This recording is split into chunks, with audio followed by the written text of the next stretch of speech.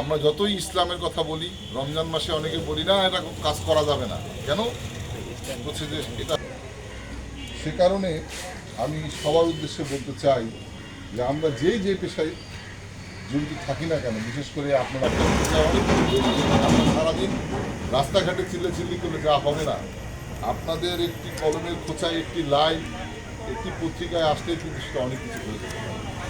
সে কারণে বলছি যে আপনারা যেহেতু জাতীয় সাংবাদিক সংস্থা নীলফামারীতে আপনারা একসাথে কাজ করছেন, এত বছর নীলফামারীতে কী হয়েছে এটা আমি বলতে চাই। এর আগেও আমি একটা অনুষ্ঠানে এখানে বলে গিয়েছি যে আমাদের নীলফামারীর অনেক সমস্যা আছে।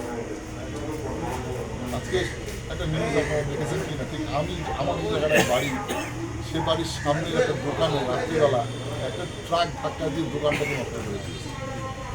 কিন্তু এই যে একটা ট্রাক শহরের মধ্য দিয়ে রাতের অন্ধকারে গেল, এবং আপনারা সন্ধ্যার পরে দেখবেন যে এই রাত্রের রাস্তার মধ্যে চলাচল করা যায় না, অথচ ভারী ভারী গাড়িগুলি চলাফেরা করে।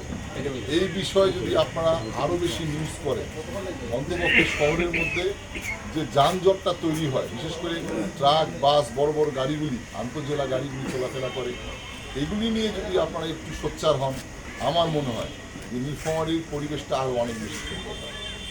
ইদানিং দেখা যাচ্ছে আমাদের যুব সমাজ মাদকে খুব আসক্ত। বিশেষ করে একটা জিনিস, যেহেতু আমি আইনজীবী, আমার চোখে খুব বেশি ধরা পড়েছে, বিশেষ করে আপনার এই কিশোরগঞ্জ অঞ্চলে এই থাই জুয়া, এই থাই জুয়া এত ব্যাপক আকার ধারণ করছে যেটা কল্পনা করার মতো। এটা যদি আমরা প্রতিহত করতে না পারি, আমাদের ভবিষ্যৎ প্রজন্ম, মানে আমাদের ছেলেমেয়েরা